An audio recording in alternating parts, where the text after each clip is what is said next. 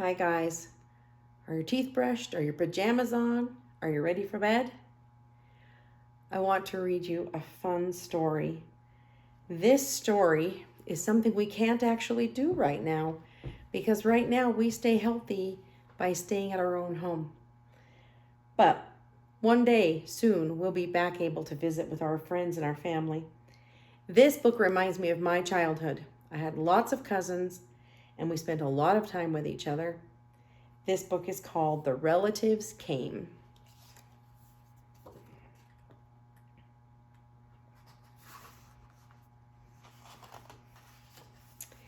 It was in the summer of the year when the relatives came. They came up from Virginia.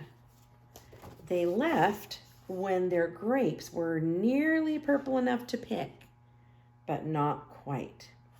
So these people came from far away at their house in Virginia to visit. They had an old station wagon that smelled like a real car, and in it they put an ice chest full of soda pop and some boxes of crackers and some bologna sandwiches, and they came from Virginia.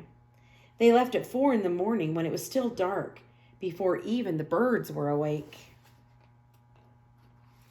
I had an uncle who was a milkman, and a milkman would deliver milk from house to house. And he used to come and bring his wife and kids, who were my cousins, to our house before he started his milk route. In the dark, well before the birds were awake, like about 2 or 3 in the morning. And that's how they would get to our house to stay and play. They drove all day long and into the night, and while they traveled along, they looked at the strange houses, the different mountains, and they thought about their almost purple grapes back home. They thought about Virginia, but they thought about us too, waiting for them. I remember waiting for my cousins to come. So they drank up all their pop and ate up all their crackers and traveled all those miles until finally they pulled into our yard.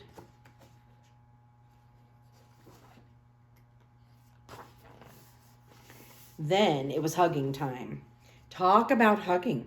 Those relatives just passed us all around their car, putting us against their wrinkled Virginia clothes, crying sometimes. They hugged us for hours. Everybody is so glad to see each other. They've been apart for a long time. Then it was into the house, and so much laughing and shining faces and hugging in the doorways. You'd have to go through at least 4 different hugs to get from the kitchen to the front room.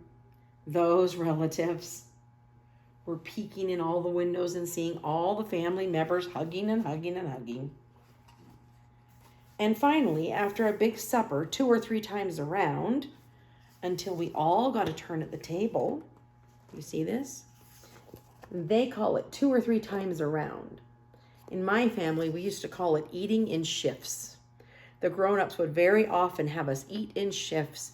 They always fed the kids first, which was great for us, but then they could stay and visit longer at the table after the kids had moved on. Finally, after a big supper 2 or 3 times around, until we all got a turn at the table, there was quiet talk, and we were in 2s and 3s through the house. The relatives weren't particular about beds, which was good since there weren't any extras. So a few squeezed in with us and the rest slept on the floor. Some with their arms thrown over the closest person, or some with an arm across one person and a leg across another. It was different going to sleep with all that breathing in the house. I want you to get a good look at everybody asleep.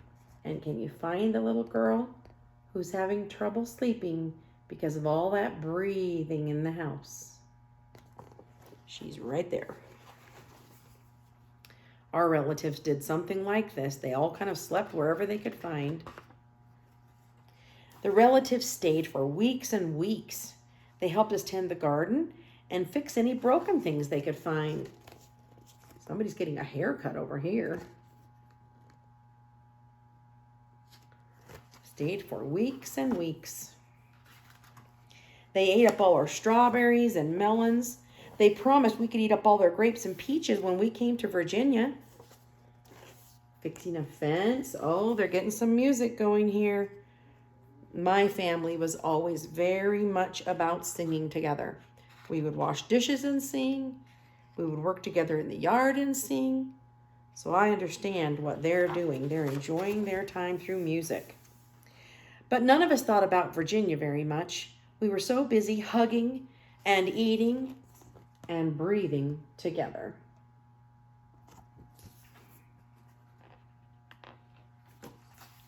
Finally, after a long time, the relatives loaded up their ice chest and headed back to Virginia at 4 in the morning. We stood there in our pajamas and waved them off in the dark. Here they go.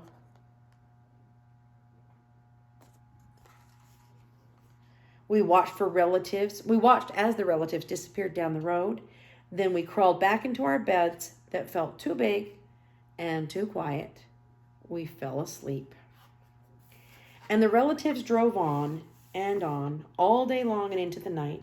And while they traveled, they looked at the strange houses and different mountains, and they thought about their dark purple grapes waiting at home in Virginia.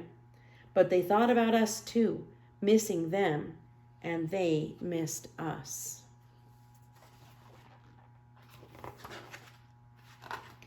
And then, when they were finally home in Virginia, they crawled into their silent, soft beds and dreamed about the next summer.